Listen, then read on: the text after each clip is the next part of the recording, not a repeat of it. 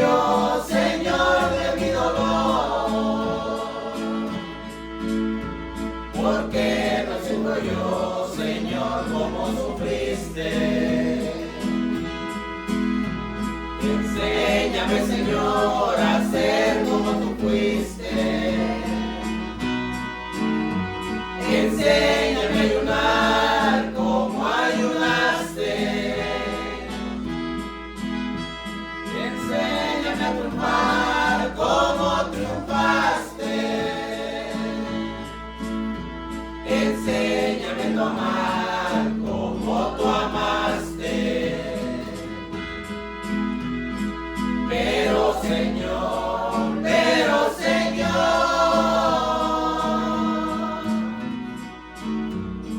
es muy difícil imitarte. Llevar tu cruz, llevar tu cruz. Es muchas veces agobiante. Pero si estás cerca de mí para ayudarme, tomo mi cruz, sufro mil pruebas y no quedarme.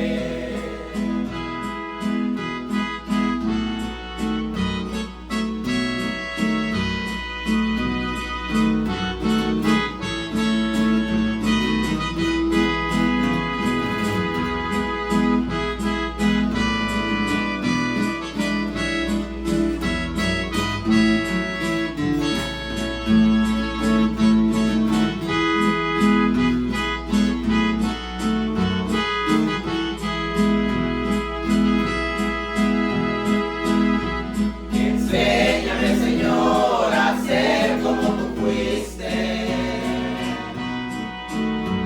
Enséñame a ayunar como ayunaste. Enséñame a triunfar como triunfaste. Enséñame a amar como tú amaste. Pero Señor,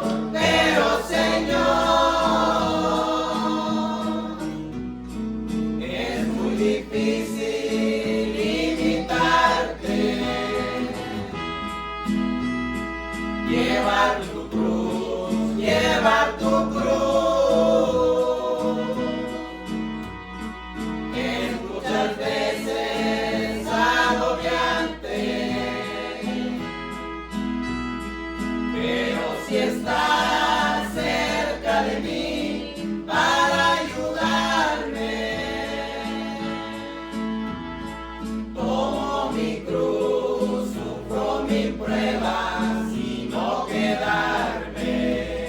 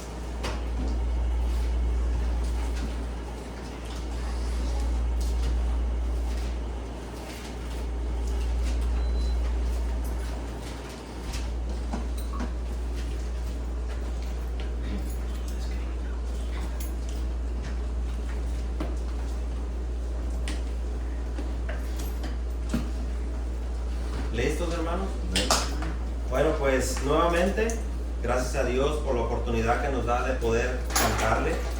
Los cantos tan hermosos, la verdad que traen un mensaje muy precioso. Y también debemos, como les vuelvo a repetir, cuando estamos cantando hay que meditar lo que estamos cantando. Hay que meditar, hermanos, hay que analizar en nuestro corazón si realmente el Señor es nuestro Rey. Como ese canto tan precioso, a mí me gusta mucho ese ante el Rey. ¿Verdad? Así decimos, yo vengo ante el Rey, el gran yo soy. ¿Quién es el gran yo soy? Es Jesucristo el Señor. Él dijo, yo soy el que soy. Él es el alfa, Él es el omega, Él es el principio y Él es el fin. Entonces realmente, hermanos, no nos presentamos ante el grupo o ante mí o yo ante ustedes. Nos presentamos ante el Rey, al gran Señor, al Dios Todopoderoso, a nuestro Señor Jesucristo, a quien le debemos todo, nuestras vidas, nuestros pensamientos, todo lo que somos, lo somos por la gracia de Él, por la gloria de Él, porque a Él le ha placido que usted tenga lo que tiene hoy, por eso lo tiene. A Dios le ha placido que yo tenga, lo tenemos por Él. Y yo no hablo de lo material, no de lo espiritual. Porque siempre cuando hablamos de estas cosas pensamos que lo material, no, lo material, ahorita lo tenemos, al ratito no tenemos nada. Pero lo espiritual lo tenemos eternamente y para siempre. Eso no va a pasar nunca. Todo lo que somos en el Señor, el día que partamos de esta tierra, nos llevaremos eso con nosotros. Así que, hermanos, démosle el mejor servicio a Cristo. Sirvámosle lo mejor que podamos, con todo nuestro corazón, porque eso es lo único que nos vamos a llevar. Con cuánto amor le servimos al Señor, qué tanto hicimos por Él, cuánto dimos por la obra de Él, qué hicimos para el Señor. Entonces vamos a seguir adelante, hermanos, con la serie Dios prueba, o el propósito de las pruebas, o Dios prueba nuestro andar, nuestro corazón. Hay un propósito en las pruebas que Dios pone en nuestras vidas. Él las pone. Él tiene un propósito para nuestras vidas. Le voy a pedir que vaya buscando ahí el libro de los Hechos de los Apóstoles, Hechos capítulo 5, versículos del 1 al 11. El tema de hoy se llama Dios prueba nuestro actuar, o por qué actuamos, o por qué hacemos lo que hacemos. Dios prueba el actuar o el proceder de su pueblo. Es una parte que ya habíamos escudriñado, ya habíamos hablado de ella antes, pero en otro contexto. Hoy lo vamos a ver cómo Dios, en medio de nuestros errores, de nuestras fallas, de nuestras malas decisiones, Dios nos da la oportunidad de rectificar. Ese es el Espíritu Santo. Nos da la oportunidad de rectificar nuestras acciones. Hechos 5, del 1 al 11. Lo voy a leer en la Reina Valera y después lo voy a desarrollar en la Nueva Traducción Viviente. Hechos 5, del 1 al 11. Vamos a ver un ejemplo de matrimonio aquí, algo que pasó en la iglesia en los tiempos de los apóstoles. Fíjese, comienza diciendo así, dice: pero cierto hombre llamado Ananías, con Zafira su mujer o su esposa, vendió una heredad, y fíjese lo que hizo, y sustrajo del precio, sabiéndolo también su mujer. Y trayendo solo una parte, la puso a los pies de los apóstoles. Y dijo Pedro: Ananías, ¿por qué llenó Satanás tu corazón para que mintieses al Espíritu Santo y sustrajeses del precio de la heredad? Reteniéndola, ¿no se quedaba a ti? ¿Y vendida no estaba en tu poder? ¿Por qué pusiste esto en tu corazón? No has mentido a los hombres, sino a Dios. Al oír Ananías estas palabras, cayó y expiró, es decir, murió. Y vino un gran temor sobre todos los que lo oyeron. Y levantándose los jóvenes, lo envolvieron y sacándolo lo sepultaron. Vean el 7 lo que dice: pasando un lapso como de 3 horas, más o menos 3 horas, que el Espíritu Santo le dio la oportunidad a la señora, sucedió que entró su mujer, no sabiendo lo que había sucedido, es decir, no sabía que su esposo había muerto. Entonces Pedro le dijo: dime, ¿vendiste en tanto la heredad o el terreno, lo que habían vendido? Y ella dijo: sí, en tanto. Y Pedro le dijo: ¿por qué conveniste en tentar al Espíritu del Señor? He aquí a la puerta los pies de los que han sepultado a tu marido y te sacarán a ti. Al instante ella cayó a los pies de él, del apóstol Pedro, y expiró, es decir, también se murió. Y cuando entraron los jóvenes, la hallaron muerta y la sacaron y la sepultaron junto a su esposo, porque se amaban mucho y pues estaban muy de acuerdo en todo. Y dice el 11: y vino gran temor sobre toda la iglesia y sobre todos los que oyeron estas cosas. Qué historia, ¿no? ¿Cuántos Ananías y Zafiras habrá en cada iglesia, en cada congregación, en cada lugar? ¿Cuántos habrá así? Que se ponen de acuerdo para mentir, para pecar, para estafar, para hablar mal de los demás. ¿Cuántos habrá así en las iglesias? Vea usted qué triste historia esta de este matrimonio. Por eso el tema se llama Dios prueba nuestras intenciones, nuestro actuar. ¿Por qué hacemos lo que hacemos? ¿Qué había pasado? ¿Qué estaba pasando? ¿Por qué Ananías tomó la decisión de vender esa heredad? Para empezar, no era su casa, porque muchos asumen, hay algunos que yo he escuchado, algunos listos que dicen, pues ahí dice que todo lo tenía en común, nadie consideraba suyo lo que tenía, entonces pues yo tengo una trailita, yo la vendo y la comparto y me quedo bajo el puente. No, aquí eran heredades que ellos tenían, eran propiedades extras a donde ellos vivían, es decir, lo que ellos tenían de más. ¿Y qué hacían? Lo vendían. Entonces mire, le voy a leer el contexto poquito, nada más del 34 al 37, para que nos demos cuenta de lo que estaba pasando. ¿Por qué Ananías fue motivado a vender lo que tenía y darlo a los discípulos? Dice, fíjese, y la multitud de los que habían creído era de un corazón, es decir, de un solo corazón, un solo pensamiento, un propósito y un alma. Y ninguno decía ser suyo propio nada de lo que poseía, sino que tenían todas las cosas en común. Y con gran poder los apóstoles daban testimonio de la resurrección del Señor Jesús. Y abundante gracia era sobre todos ellos.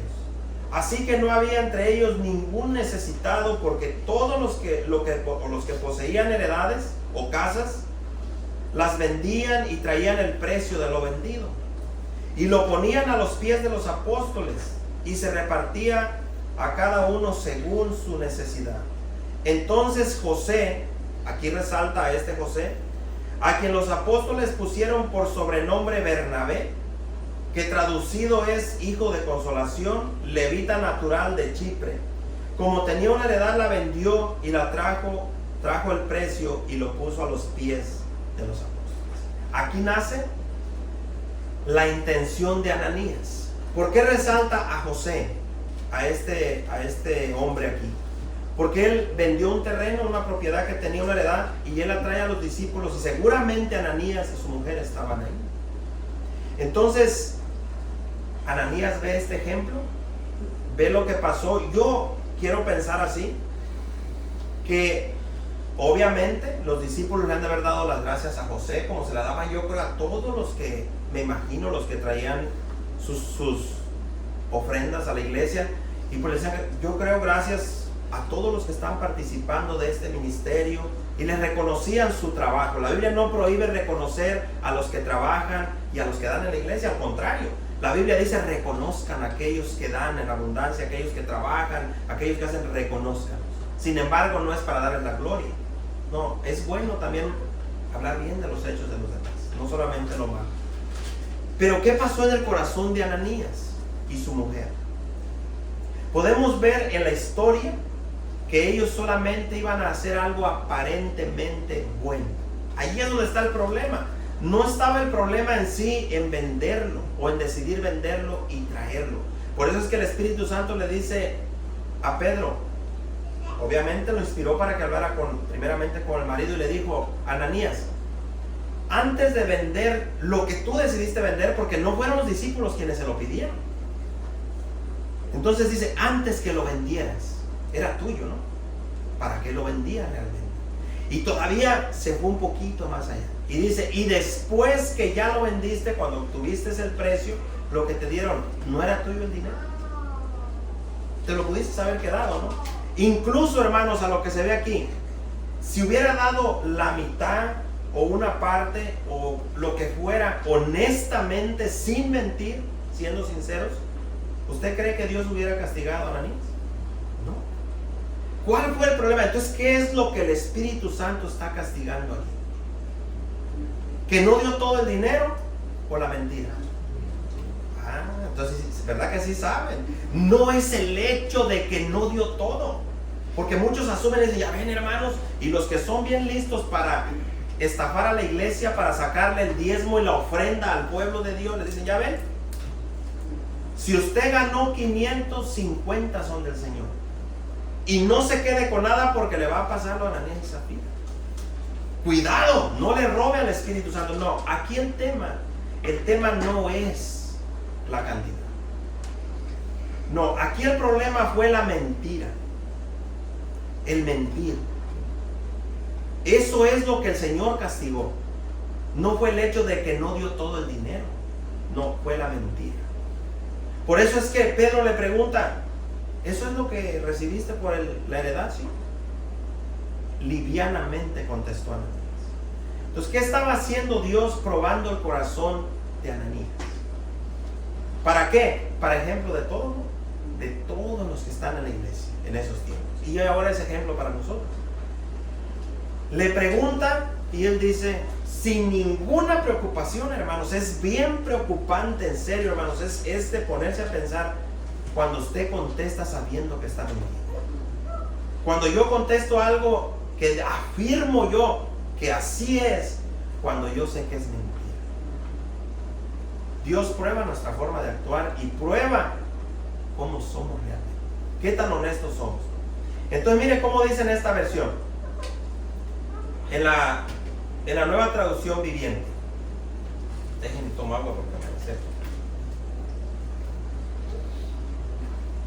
Dice, había cierto hombre llamado Ananías, quien junto con su esposa Zafira vendieron una propiedad, dice aquí, y llevó solo una parte del dinero a los apóstoles, pero afirmó que era la suma total de la venta.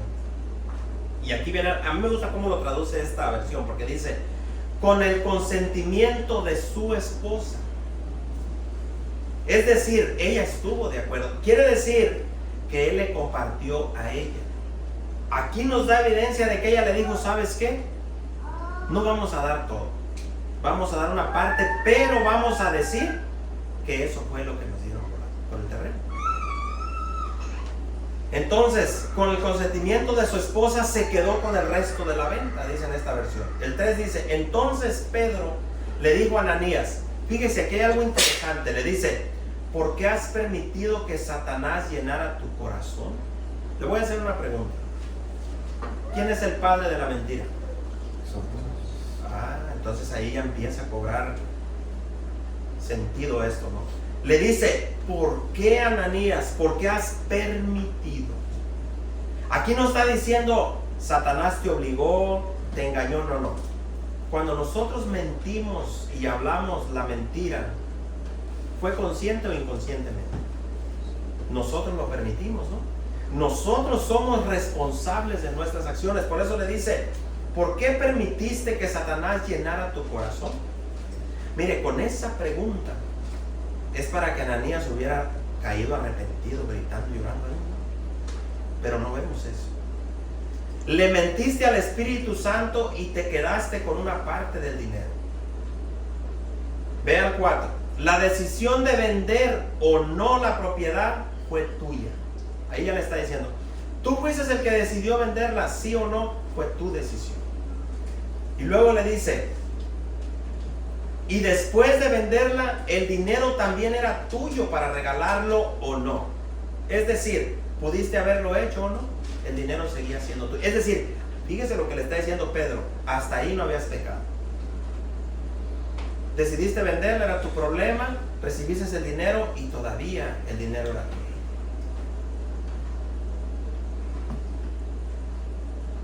Y le hace una pregunta, ¿cómo pudiste hacer algo así? ¿Sabe por qué estaba sorprendido Pedro? ¿Usted sabe por qué estaba sorprendido? ¿Porque era un fariseo o porque era parte de la iglesia? Porque era parte de la congregación. Por eso es que Pedro estaba sorprendido. Y luego le dice: no nos mentiste a nosotros, sino a Dios. En cuanto Ananías oyó estas palabras, cayó al suelo y murió.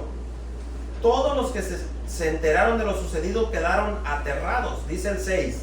Después unos muchachos, los jóvenes, se levantaron, envolvieron una sábana, lo sacaron y lo enterraron.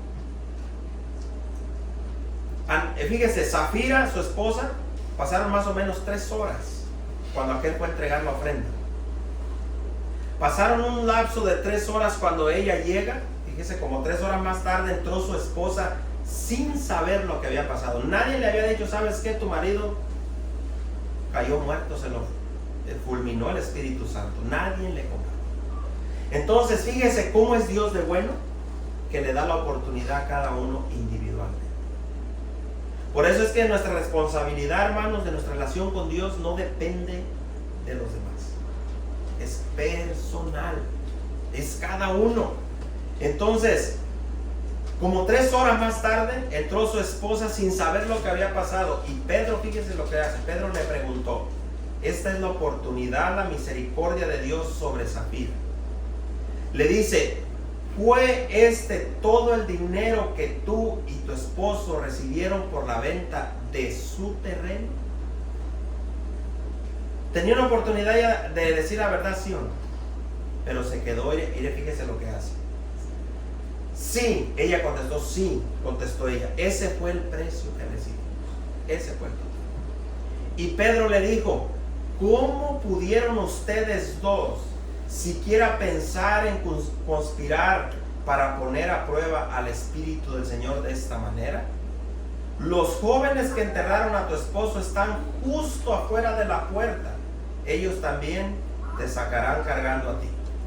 Al instante ella cayó al suelo y murió.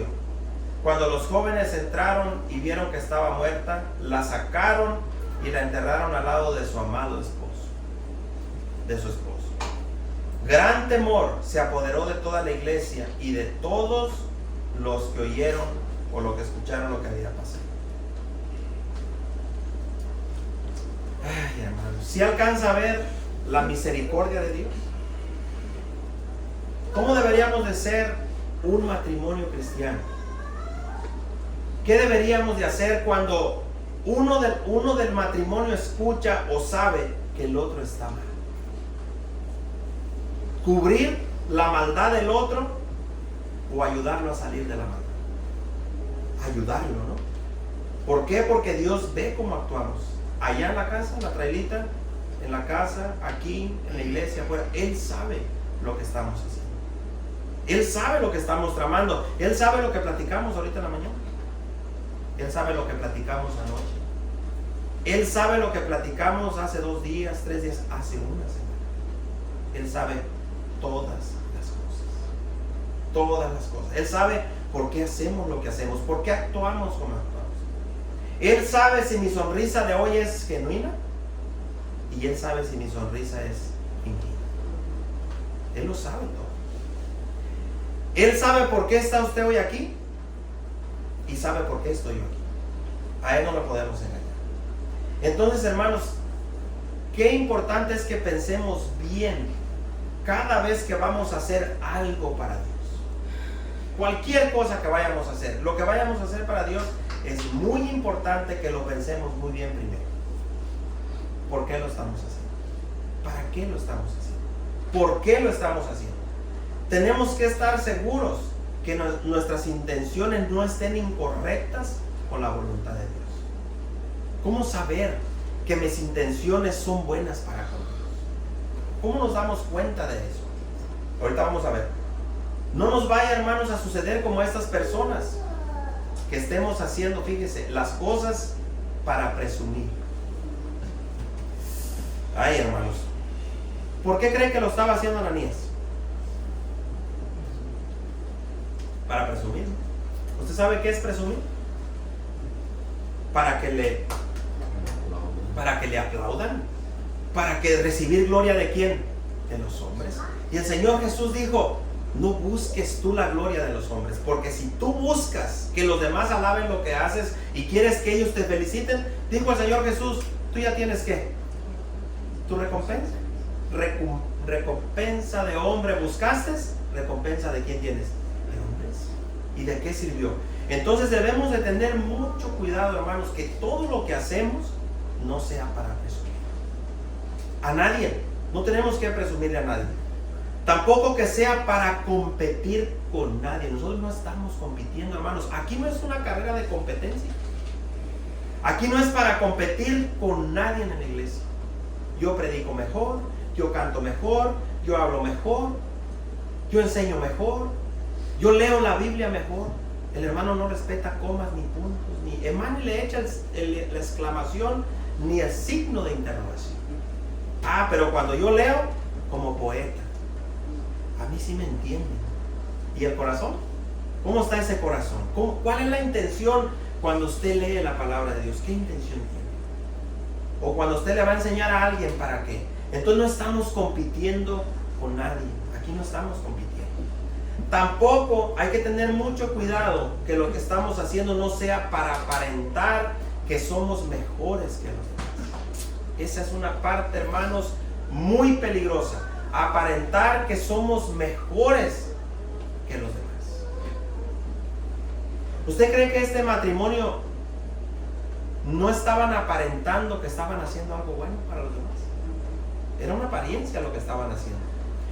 Y hay una cosa peor, algo peor aún, que lo que estemos haciendo sea para burlarnos de aquellos que no pueden hacer las cosas como yo las hago. Eso aún es peor todavía.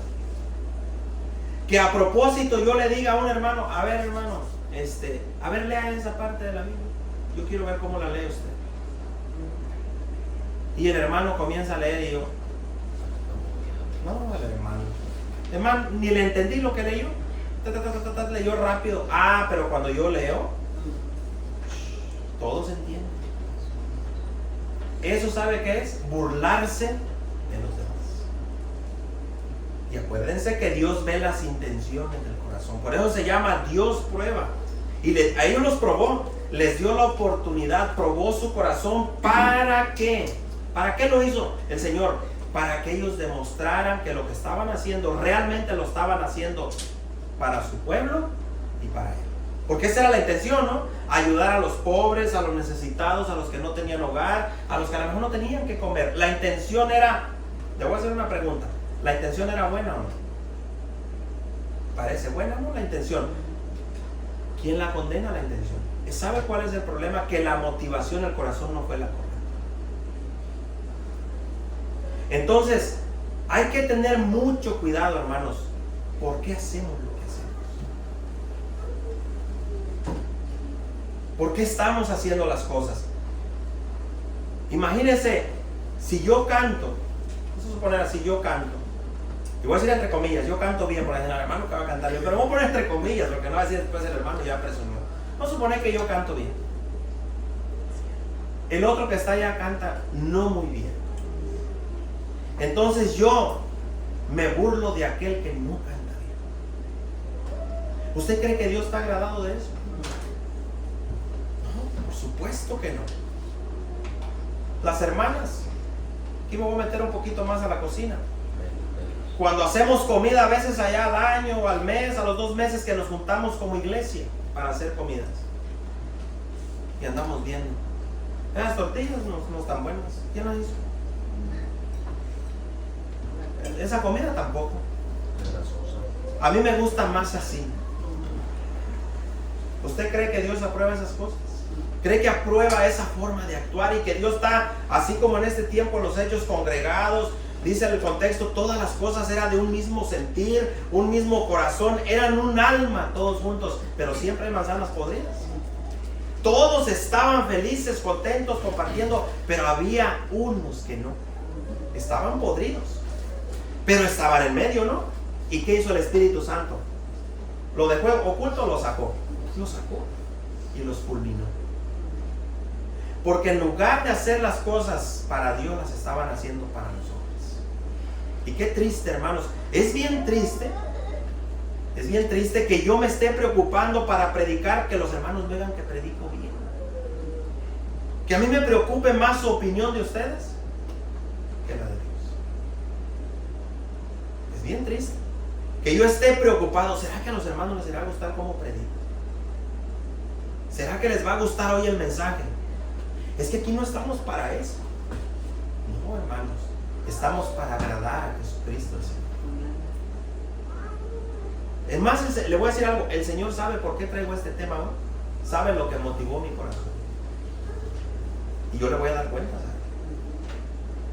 Porque sé que a veces la mente, hermanos, es tan perversa y tan sucia a veces, que el que está sentado allá piensa, el hermano me la preparó. Esa predicación, hombre, el hermano me la preparó y me la dedicó a mí. Como si yo tuviera el tiempo de estar ahí pensando. Esta para el hermano Ciro, esta para José, esta para el hermano Luis, esta para el otro, esta para... No, esto le queda a este. Y a mí no me quedó nada. La palabra de Dios es para todos. Amén. Todos, hermanos. Yo he cometido errores también. Y yo fallo al igual que ustedes. A mí a veces me ha regañado mi esposa también porque pues a veces uno habla sin pensar. Ya hasta te fuiste, ya te comiste la comida y van diciendo, no, como que la comida no estaba muy buena, le faltó a la hermana algo ahí y viene la corrección. No es buena la murmuración. No, ya te la comiste y va murmurando. ¿Hemos caído en eso? Por supuesto que sí. Yo no soy Dios, ni soy el Espíritu, ni ustedes tampoco. Todos pecamos, todos fallamos. ¿Cuál es el propósito de que Dios nos hable a través de su palabra? Cambiar. Cambiar. Entonces, qué importante es, hermano, que no estemos compitiendo, hermanos. Que la hermana no esté preocupada. Yo tengo que aprender a hacer las tortillas como la hermana para que le gusten a la hermana. ¿Cómo? Yo tengo que hacer el postre como la hermana o el hermano. Yo tengo que hacer la carne como Nacho, porque si no la mía no se la van a comer. Preocupados por eso, en lugar de que estemos con alegría, con gozo, haciendo lo que estamos haciendo para Dios. Y el que no le gustó, él le dará cuentas a Dios, o ella. Nada más. Por eso el tema se llama Dios prueba nuestro actuar. Él sabe, hermanos. Incluso Él sabe cuando mentimos y está buenísima y no estaba buenísima. También sabe, así como ellos, igualito. Entonces Jesús, nuestro Señor, le enseñó a sus discípulos cómo actuar como seguidores de Él. Y a nosotros nos enseña igual. Enfatizando en la importancia de buscar la aprobación de Dios y no la de los hombres. Qué importante es eso, ¿no? Qué importante es que busquemos que lo que hacemos Dios apruebe lo que estamos haciendo. Busque Mateo 6, del 1 al 8. En la Reina Valera se lo voy a leer. Todo esto habla de por qué actuamos, por qué hacemos, por qué vamos haciendo lo que estamos haciendo. Mateo 6, del 1 al 8. Rapidito para avanzar. Vamos a ver qué le dijo el Señor Jesús a sus discípulos aquí. ¿Por qué el Señor Jesucristo tenía esta preocupación en su corazón? Porque las malas costumbres o las malas compañías corrompen ¿qué? Las buenas costumbres, ¿no? Fíjese cómo dice: guardaos de hacer vuestra justicia delante de los hombres. Es decir, cuídate de querer hacer lo bueno delante de los hombres. ¿Para qué? Uno diría, no, pues entonces ya no voy a hacer lo bueno. No, fíjese por qué dice: para ser vistos de ellos, o para que te aplaudan, o para que te den la gloria. De otra manera no tendréis recompensa de vuestro Padre que está en los cielos. ¿Qué dice el 2? Cuando pues des limosna, esto va pegado con lo que pasó con Ananías y Zafira, no hagas tocar trompeta para ti, como hacen los hipócritas en las sinagogas y en las calles para ser alabado por los hombres. De cierto os digo que ya tienen su recompensa. Mire, ¿saben, hermanos, que en los tiempos bíblicos, en los tiempos de Jesús, había algo interesante que hoy se está metiendo en las iglesias? Cuando daban limosna o traían la ayuda, hacían tocar el chofar. ¿Sabe que en las iglesias hoy se da eso? Un cuernonón que traen ahí. Oh, el hermano dio tanto y lo anunciaban para que el pomposo se viera que pasó hizo una buena obra. Por eso el Señor Jesús, si usted lee la historia, agarrando toda la cultura que ellos tenían, estaba limpiando el corazón de sus discípulos. Les dijo: no sean como esos hipócritas que pasan allá y canten una alabanza, hermano, cuando yo leo. Miren lo que hacían ellos. Ellos tocaban una trompeta cuando hacían la buena obra. Y todos: bravo, hermano Bernabé. Oh, el hermano José trajo tamales, apláudanle. Eso era. Entonces el Señor les dice: tengan mucho cuidado ustedes. ¿Qué estaba haciendo ya Jesucristo desde ahí? Haciendo una diferencia entre el que es y el que no es. Le voy a hacer una pregunta. El que no ha nacido de nuevo, el que no es de Jesucristo, ¿da limosna? ¿Ofrenda? ¿Sí dan? ¿Sí ofrenda? ¿El que no es de Jesucristo le puede ayudar a alguien más? Sí, sí. Hermano, yo tengo familia que en México, me acuerdo, te ayudaban bastante, pero así mismo te tragaban. Yo sí me acuerdo. Te ayudaban mucho, pero al mismo tiempo te enterabas que toda la colonia sabía que te habían dado 100 pesos. Pero eso es allá. Aquí en la iglesia no hay de eso. Aquí todos somos santos pero en serio, hermanos, eso es lo que el Señor está tratando aquí. Dice: cuando des limosna, no andes hable y hable tocando trompeta, que le ayudaste a alguien, como hacen quienes, los hipócritas. ¿Qué es un hipócrita, hermano? ¿Alguien con carita de Juan Gabriel? No, Juan Gabriel no sé. De San Diego, de Juan Diego, pero al mismo tiempo trae la cola del diablo. Cola, pero ni tiene, pero así como lo pintan. Entonces dice: cuando des limosna, no hagas tocar trompeta delante de ti. Eso fue lo que pasó con Ananías y Zafira. Por eso el Espíritu Santo fue tan duro con ellos. Quisieron presumir y aparentar. Entonces dice: no hagas tocar trompeta. Como, ¿dónde lo hacían? ¿En el Imperio Romano? ¿En el palacio del César? No. ¿Dónde lo hacían? En las sinagogas, donde se leía la ley del Señor, y en las calles para buscar la alabanza de los hombres, diciendo: ay, el hermano cortó la yarda, gloria al Señor. Qué bueno que los hermanos la cortan. Hay hermanos que la cortan y se les agradece de todo corazón, porque me evitan a mí que yo la corte. Gracias a Dios por los que fumigan, por los que cortan la yarda, por los que limpian, por los que pagan la renta, por los que se paga la luz, por los que traen el agua. Gloria al Señor. Bendito sea Dios por eso. Pero siempre hay un pero la intención debe ser limpia. Imagínense que yo, cuando veo al que anda cortando la yarda ahí con su sombrerito y anda cortando la yarda, y en su corazón anda el nombre, nomás yo la corto. Nadie más viene, nomás yo limpio. Mejor váyase a su casita, tómese una limonada y no la corte. Porque Dios esas cosas las reprueba. No le agradan. O que de repente deje de hacerlo, nadie lo hace, nomás yo. ¿Para quién lo estaba haciendo? Para los hombres. Y recompensa de hombre tendrá. Vea el consejo de Jesús. En el 3 dice: mas tú, usted y yo, y los discípulos de aquel tiempo, dice: mas tú. El Señor apunta a quien Él importa, a su pueblo. Mas tú, cuando tú des limosna, no sepa tu izquierda lo que hace tu derecha. Allí el Señor ya está marcando entre el religioso, el mundano adentro de las sinagogas y de las iglesias, al que es de Él. Para que sea tu limosna en secreto, y tu Padre, que ve tus intenciones, obviamente tu actuar en lo secreto, te recompensará ¿en dónde? En público. Y no necesariamente monetariamente, hermano, no necesariamente así. Pero Dios hace brillar el rostro de aquellos que le son fieles a Dios en todo. El 5. Y cuando ores, mire, hasta en las oraciones hay buenas intenciones, buen actuar y mal actuar. Hasta en las oraciones, hermano. Por eso yo les preguntaba: ¿un mundano ora? Sí, ora. ¿Le piden a Dios los mundanos? Sí le piden. ¿Pero a Dios le agrada? No. Y cuando ores, dice: no seas como ¿quién? Otra vez, como los hipócritas, los que les gusta aparentar. Porque ellos aman el orar en pie. Aquí le voy a hacer una pregunta: ¿es pecado orar en pie? Yo he orado en pie. ¿Usted ha orado de pie? ¿A qué oramos de pie? Entonces estamos como los hipócritas. ¿Cuál era el problema ahí? Ellos aman el orar en pie en las sinagogas y en las esquinas de las calles. Y aquí viene el porqué. ¿Para ser vistos de quién? ¿De los hombres?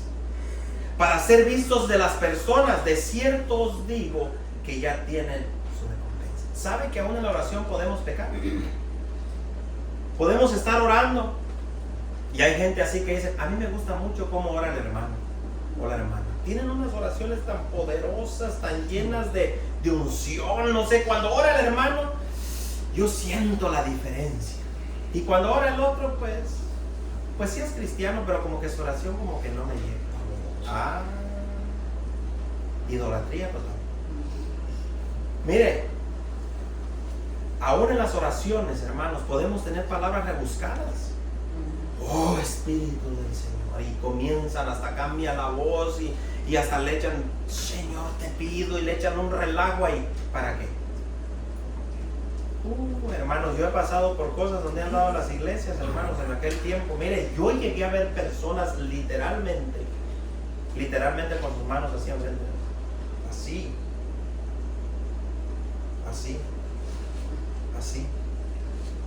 Cantar y alabar al Señor entre comillas. Muchas, más hermanos, el 99% de esas personas están perdidos en el mundo. ¿Está mal orar? No, por supuesto que no. El problema es que las oraciones a veces son para apantallar en nuestro idioma, para presumir, para que el hermano diga, los hermanos digan: hombre, ¿cuándo yo voy a actuar de esa manera? ¿Cuándo yo voy a poder? Y sabe que es un peligro bien grande, como le pasó a Ananías y Zafira. Comenzamos a copiar las oraciones de los demás, ¿o no? Si aquel empieza: Padre nuestro que estás en los cielos, yo lo empiezo igual. Si aquel empieza: oh Rey del universo, al rato yo digo lo mismo. Ya no soy genuino. No, yo ya estoy haciendo lo que yo hago. Entonces, ¿está mal orar en pie? Por supuesto que no. El problema es, ¿por qué lo hacía? Entonces, mas tú cuando ores, entra ¿a dónde? Entra a tu aposento, a tu cuarto. Aquí oramos juntos, sí, pero debe de haber algo allá donde oramos a solas. Y encerrada la puerta, se cierra la puerta de tu cuarto. Ora a tu Padre que está en lo secreto, y tu Padre que te ve en lo secreto, que ve las intenciones, los deseos del corazón, te recompensará en público. El 7. Y orando, todavía va a rematar más, Y orando, cuando estemos orando, no uséis vanas repeticiones como los gentiles. Ahorita vamos a ver esa palabra gentiles. Que piensan que por la palabrería serán oídos. Santa María, Madre de Dios, ¿se acuerdan? Y traen hasta un rosarito, ¿no? Repeticiones. Y a veces nosotros caemos igual, ¿no? No os hagáis pues semejantes a ellos. ¿Ven la preocupación de Jesús para con ellos y con nosotros? No os hagáis pues semejantes a ellos, porque vuestro Padre sabe de las cosas que tenemos necesidad, fíjese, antes que nosotros las pidamos. Entonces podríamos decir: pues ya para qué oro. No, el Señor nos está prohibiendo. Lea el contexto. Él no está diciendo que no oremos. Lo que está diciendo es: no creas que por tú repetir lo mismo vas a recibir lo que quieres. Si no es la voluntad de Dios, nomás no lo recibimos y ya. Pero no está prohibiendo que oremos. No, ese no es el tema. Fíjese ahí donde dice: no seáis pues como los gentiles, en el versículo 7. Gentil viene del griego etnos, así como suena. Luego tiene una D, una S en medio, N-O-S, etnos. Y fíjese, ahí lo que el Señor estaba diciendo: no se hagan como los paganos. Se puede traducir como pagano. ¿Qué es un pagano? ¿Qué era un pagano? Alguien que practica todo lo que va en contra de Dios, alguien que no tiene a Dios. También se refería a alguien no judío. En aquel tiempo, acuérdense que un gentil era alguien que no pertenecía al pueblo de Dios, alguien fuera de la nacionalidad de Israel. Pero en el caso de nosotros, cuando la Biblia a nosotros en el Nuevo Testamento nos habla mucho de gentiles, nos está refiriendo a no ser paganos, impíos de corazón. Seamos diferentes, porque también somos pueblo de Dios. No pueblo judío, no, pero somos el pueblo de Dios. Y nosotros no debemos de actuar como el mundano, como el pagano. Fíjese, ¿Cómo actúa un pagano mundano? ¿Lo hace todo por costumbre? Esa es una de ellas, ¿eh? Escuche bien. Un pagano metido en las sinagogas o en la iglesia lo hace todo por costumbre y no por amor. Eso está bueno. Lo hace por costumbre, pero no por amor. También lo hace solamente porque tiene ese hábito, lo hace como ley o porque le gusta hacer ese rito, hacer rituales. ¿Hay buenos hábitos? Sí hay buenos hábitos. ¿Hay buenos hábitos? Por supuesto que sí. Uno de ellos le voy a decir cuál es. Congregarnos. ¿Es un hábito o no? Es un buen hábito. La Biblia, incluso la Biblia dice que no perdamos ese hábito. Es un buen hábito. No todas las costumbres o hábitos son malos. Hay buenos. La Biblia nos insta que ese hábito no se nos debe de perder. No dejen pues de congregarse como algunos ya se les hizo costumbre. ¿Sabe que es facilito tener la costumbre de no congregarse? Y más ahorita que la subimos a internet, me la deleito, allá una coca, unas palomitas, y pues me deleito la predicación después y a lo mejor ni las escucha, todavía peor. Entonces, es mucho más fácil hacer lo que otros hacen que imitar a Jesús, el Hijo de Dios, ¿sí o no? Es más fácil hacer lo que otros hacen, ¿no?, que imitar a Jesucristo, el Hijo de Dios.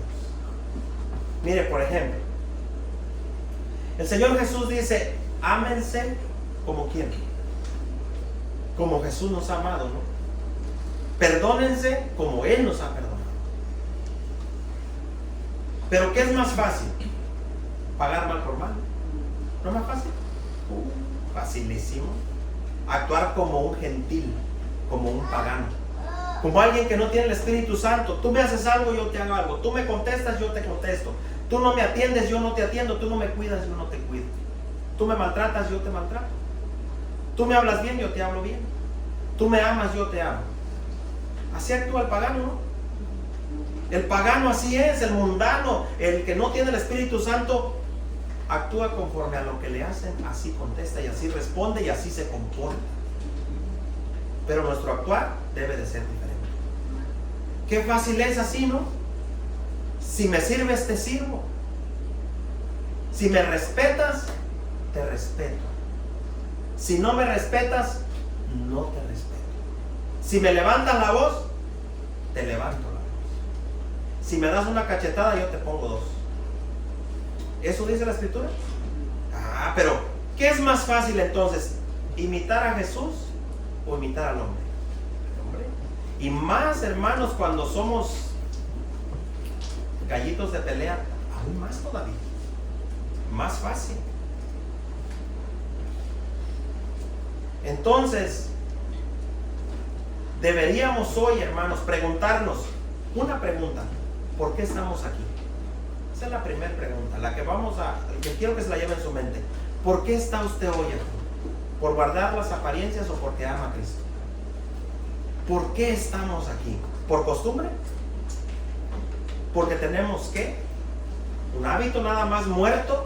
Porque el hábito de congregarse es bueno, pero debe de ser correcto también, ¿no? Debe tener vida. Le voy a preguntar a los jóvenes: ¿por qué están aquí hoy? ¿Porque me va a regañar mi papá, mi mamá? Porque si no vengo, pues, ¿qué tal me corren de la casa? ¿Cuál es el motivo? ¿Por qué estamos aquí? Ahora, otra pregunta: ¿nuestra motivación para estar aquí está correcta delante de Dios? Mira, eso nos lo deberíamos llevar aquí, hermanos, y en nuestro corazón. ¿Por qué estamos aquí? ¿Qué me motiva a venir? ¿Qué me motiva a venir a estar 2 horas aquí escuchando? ¿Se le hace pesado estar aquí?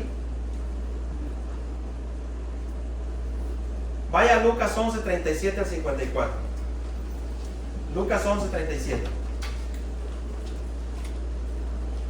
Usted escucha muchos versículos, pero ya me queda mucho tiempo. Lo voy rapidito. Lucas 11, 37. Y de ahí en adelante lo vamos en la Reina Valera lo vamos a ver. Hermanos, esta historia está muy, pero muy buena, esta historia que vamos a leer ahorita, sobre las intenciones o por qué actuamos, por qué se hacen las cosas que se hacen. Vamos a ver cómo Jesús probó el corazón de un fariseo aquí, así como está probando el nuestro ahorita. ¿Ya lo tienen? Lucas 11, 37 a 54. Fíjese, me voy a ir versículo por versículo con la ayuda de Dios despacio. Nos lo vamos a deleitar así poco a poquito para sacarle todo su contenido. Fíjese cómo dice. Luego que hubo hablado, acuérdense, siempre hay un contexto. Ahorita vamos a ver el contexto. En el contexto Jesús estaba hablando de algo interesante. Él estaba hablando de la luz. Él estaba dando una enseñanza de cuando se enciende una lámpara, cómo no se pone abajo de la mesa. Entonces dice, luego que hubo hablado, ya que terminó ese tema, fíjese, le rogó. ¿Usted sabe qué es rogar? Como diciendo, por favor, Rabí. Como, ¿se acuerdan Saúl cómo le rogó a Samuel? ¿Qué hizo Saúl? Le decía a Samuel, ven conmigo ante los ancianos del pueblo, hónrame delante de ellos. Entonces este fariseo le hace un ruego al Señor, dice, le rogó que comiese con él.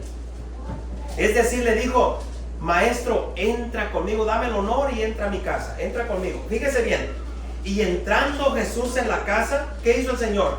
Se sentó a la mesa. El Señor pasó sabiendo aún así quién era el fariseo. Él se metió y se sentó a la mesa porque él tenía una enseñanza para sus discípulos ahí. Por eso es que se metió. Él se sienta a la mesa. ¿Y qué hizo el fariseo? Miren, hermanos, vea usted la intención del corazón del fariseo. 38. El fariseo, cuando lo vio, él estaba viendo a Jesús como lo hace todo religioso que nomás anda viendo la falda del hermano está más arriba y el zapato del hermano y se puso un arete, se puso aquí. Miren lo que hizo este fariseo.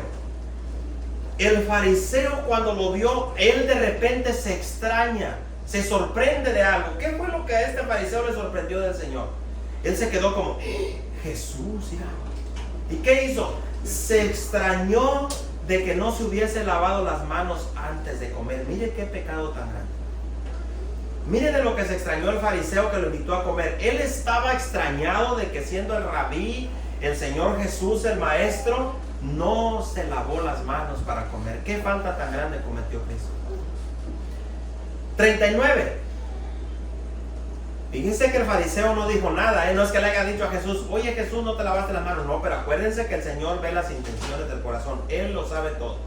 Dijo así, pero el Señor le dijo, se dirigió directamente al fariseo. ¿Qué le dijo? Miren lo que le dijo. Ahora bien, es decir, tú me estás juzgando por esto, ahí te va. Vosotros los fariseos limpiáis lo de afuera del vaso y del plato. Está hablando de utensilios normales de comida. Limpiaban el plato, lo de afuera del plato, y del vaso por fuera, que no se viera manchado, que no tuviera manchitas, como cuando usted lava un vaso de cristal y le queda una manchita por el agua. Ellos se preocupaban mucho de eso y del plato donde comían. Pero fíjense, hermanos, cómo él está hablando de algo común que se usa a diario, pero lo lleva al corazón. Dice, pero por dentro, es decir, haces este ritual religioso que piensas que porque no me lavé las manos me voy a contaminar espiritualmente, pero por dentro estáis llenos de rapacidad y de maldad. Ahorita vamos a ver esta palabra rapacidad. Por dentro estáis llenos de rapacidad y de maldad. Y dice el 40, necios. Y dice, el que hizo lo de afuera, está hablando del cuerpo, no del vaso y del plato, está hablando de un cuerpo humano. El que hizo lo de afuera, ¿no hizo también lo de adentro? Es una pregunta que le está haciendo al fariseo. Pero dad limosna de lo que tenéis. Mira, aquí pareciera, hermanos, que con dar limosna te vas a purificar. Fíjense lo que dice. Pero dad limosna de lo que tenéis y entonces todo os será limpio. A ver, si ahí corto el tema, si ahí lo cortamos, ¿qué entiende usted? Que con dar una ofrenda quedamos limpios, ¿no? Dice, pero dar ofrenda de la que tenéis y entonces todo será limpio. Ahí podríamos sacar un temazo para exprimir a la iglesia. Dice el 42, vea usted cómo remata. Mas hay de vosotros, aquí, hermanos, no crean que les está diciendo que les iban a salvar por diezmar o ofrendar. Mire, mas hay de vosotros fariseos, que diezmáis la menta y la ruda y toda hortaliza, y pasáis por alto la justicia y el amor de Dios. Esto será necesario hacer sin dejar de hacer aquello. entonces no es verdad que con la limosna quedaban limpios, ¿verdad que no? Era una creencia que ellos tenían. Lo que el Señor está haciendo es la creencia que ustedes tienen. Pueden ser como quieran, vivir como quieran, congregarse a la iglesia, a la sinagoga, venir aquí, cantar los salmos de David, citar las citas, los salmos, la ley, pero por dentro están llenos de rapacidad, de maldad. ¿De qué les servía? Les dijo, sí es verdad, en la ley está diezma, ofrenda, pero olvidaron lo más importante de la ley, que era ¿qué? El amor y la justicia. Las intenciones, entonces el actuar de los fariseos era sucio, no era bueno. Y sabe que aquí muchos en este texto aprovechan para exprimir a la iglesia y le dicen, miren, aquí el Señor Jesús está diciendo bien claro que hay que diezmar. Yo no estoy en contra del diezmo, quien lo da, qué bueno, pero que con un corazón correcto, limpio y puro. Acuérdense, cuando el Señor Jesús vino, les voy a hacer una pregunta. Cuando Cristo vino a la tierra, ¿vino bajo la ley o bajo la gracia? No, bajo la ley, ¿no? Vino a cumplir todos los ritos de la ley, incluyendo el diezmo y las ofrendas. Él estaba bajo la ley. Ellos tenían todavía esos rituales de ofrendar y diezmar. Por eso les estaba diciendo. Aquí ya va a apuntar al corazón el Señor Jesús en el 43. Dice, fíjese, todo esto se desató por un pensamiento que tuvo el fariseo. Dice, ay de vosotros fariseos que amáis las primeras sillas de las sinagogas. ¿Sabe por qué amaban las VIP? Las primeras sillas de las sinagogas. Porque eran gente importante. Para sentirse poderosos y ser los primeros en llegar. Obviamente para estar en las primeras sillas eran los primeros en llegar, ¿no? Se sentaban enfrente. Amaban también que los saludaran en las plazas. Ay de vosotros, escribas y fariseos hipócritas, que sois como sepulcros que no se ven. ¿Saben lo que les está diciendo? Que la gente no se da cuenta cómo son. Y los hombres andan encima y no lo saben. Como un sepulcro que ya no tiene cruz, ni lápida, ni nada, pero ahí están los huesos adentro. La gente anda encima. ¿Saben lo que les está diciendo? La gente a ustedes los ven como santos, como ejemplo. Los ven como maestros, pero por dentro son malos. 45. Respondiendo uno de los intérpretes de la ley. ¿Sabe qué era un intérprete de la ley? Era el que interpretaba los mandamientos y la ley y los salmos. Le dijo, maestro, cuando dices esto también nos afrentas a nosotros. Es decir, nos ofendes con lo que estás diciendo. Eran los que interpretaban la ley. Los que decían, a ver, aquí dice que ofrendes esto y todavía le agregaban para sacar más provecho. Y dice entonces, el Señor se dirige ahora a ellos, ya que se metieron en el problema. Dice, y Él dijo, ay de vosotros intérpretes de la ley. ¿Qué hacían? Le digo, interpretaban la ley y mira las cargas que le ponían a la gente. Porque cargáis a los hombres con cargas que no pueden llevar, pero vosotros ni con un dedo las tocáis. ¿Sabe lo que le está diciendo? Ustedes le exigen a la gente que haga cosas que ni ustedes hacen. Ustedes no las practican, pero quieren que otros sí las practiquen.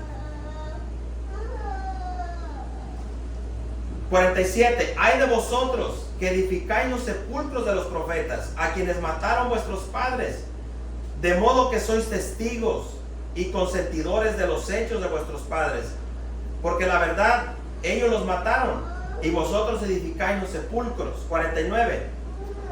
Por eso la sabiduría de Dios también dijo, les enviaré profetas y apóstoles, y de ellos a unos matarán, a otros perseguirán, para que se demande de esta generación la sangre de todos los profetas que se ha derramado desde la fundación del mundo. Fíjese la culpa que les estaba echando arriba. 51.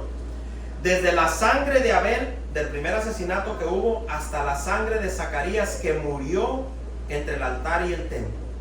Y luego dice, sí, os digo, que será demandada de esta generación. Y viene el 52.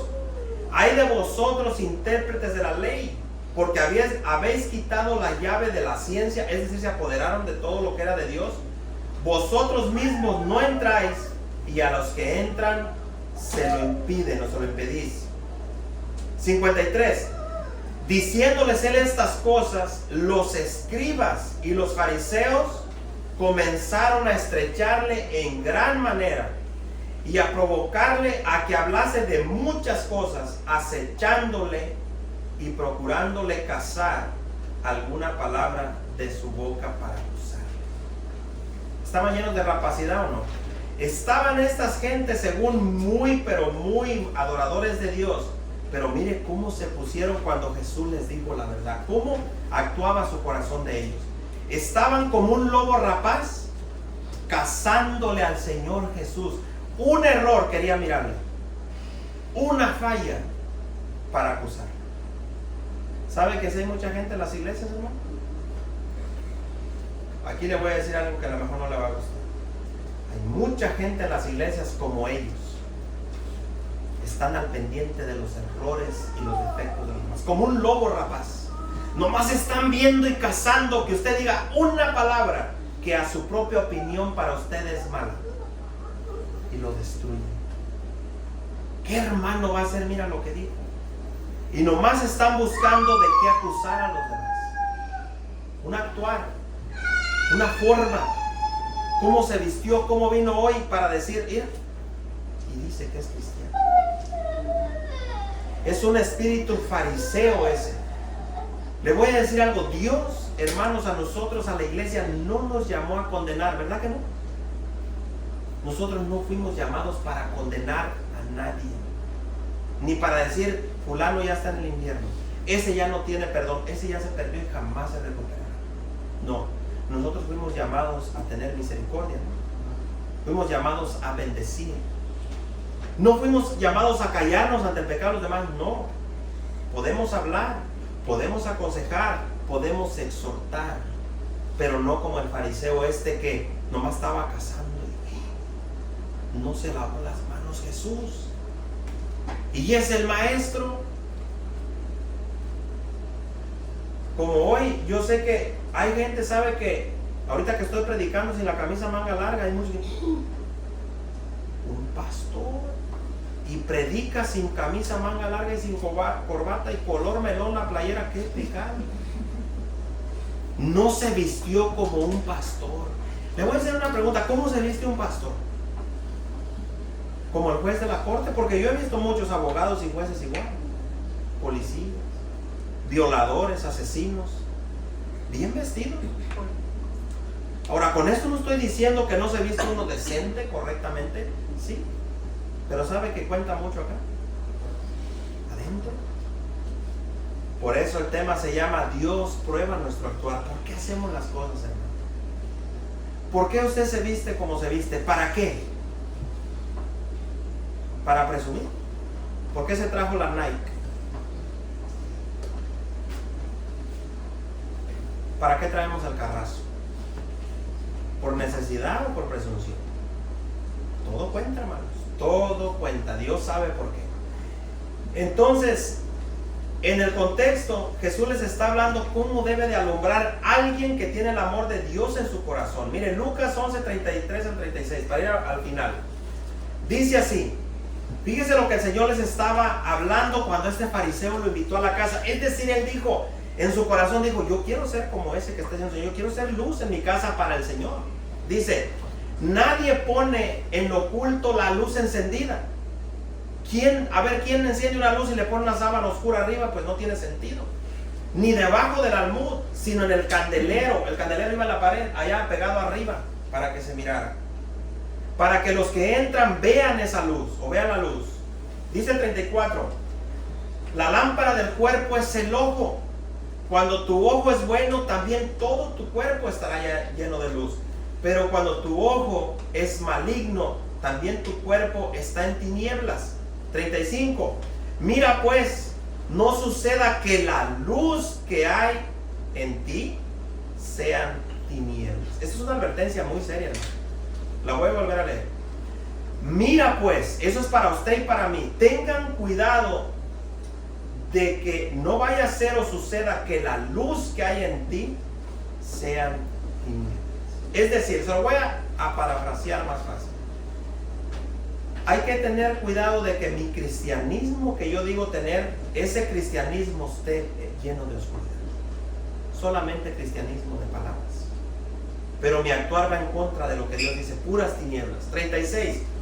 Así que si todo tu cuerpo está lleno de luz, no teniendo parte alguna con las tinieblas, será todo luminoso como cuando una lámpara te alumbra con su resplandor. Esa era la enseñanza que el Señor les estaba dando cuando ese fariseo le dijo, maestro, te invito a mi casa a comer.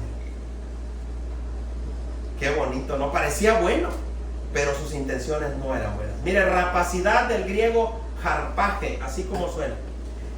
¿Qué les estaba diciendo el Señor a estos fariseos que estaban llenos de rapacidad, de pillaje y despojo?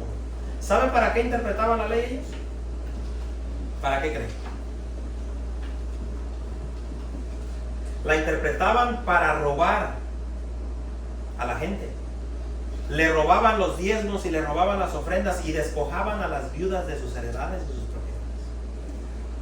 Y a los huérfanos los dejaban sin casa. Esa era su interpretación.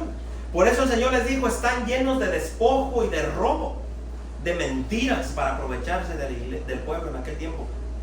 Hoy hay de eso en las iglesias. ¿Cómo interpretan la Biblia algunos? ¿Para qué lo hacen? Para aprovecharse de la iglesia. No, malditos sois con maldición. Malditos porque se robaron. Le robaron al Señor. Todo, pueblo, todo me ha robado. ¿Y para qué lo interpretan así? Para que ahorita que el hermano ponga ahí la cajita, caigan los de 100. Malditos sois. ¿Y qué nos dice la Biblia? ¿Oh Israel? ¿Usted es israelita? No. Pero así lo interpretan. Es lo que el Señor les estaba echando en cara. Son malos. Están llenos de rapacidad y de maldad. Son despojadores. Son ladrones, rateros. Les gusta apoderarse de las cosas ajenas con engaños. Les gusta arrebatar los bienes de los demás. Ese era el problema. Ah, pero yo conozco al maestro. Yo lo voy a invitar a comer. Yo creo que hasta oró antes de comer. Se echó una oración poderosa antes de comer. Ay, qué pecado, empecé a comer y no oré. Ese es el cristianismo de muchos, ¿eh? Yo por ahí tuve una familia muy cerquita que hacen eso. Cuidado, empiezas a comer sin orar porque te dices cristiano y no oraste antes de comer. Y miras el actual del que te está diciendo, de la que te está diciendo, y lejos de Dios. Ah, pero te avienta su religión arriba. ¿Oraste antes de comer? Y hay la mirada así acusadora. ¡Qué pecado! Como el fariseo. Imagínense, vamos juntos al restaurante y ya está el fariseo Gamaliel ahí viendo. Ya viste que se echó un camarón y todavía no oraba. Mira, boguera. Y es el pastor. ¡Qué ejemplo para los demás! ¡No oró! No, y se le olvidó, ya está comiendo. ¡Qué pecado! El man lloró. Y así nos enseña. ¿Cómo? ¿Qué nos va a enseñar si no antes de comer? ¿Y cómo está su vida? Hermanos, mire, toda esa gente que es celosa de costumbres, que siempre está viendo los errores de los demás, sabe que casi siempre esa gente es la que anda más mal.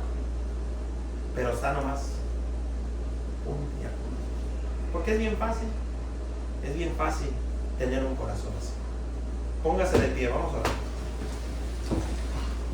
Dios quiere, hermanos, que no seamos solamente oidores.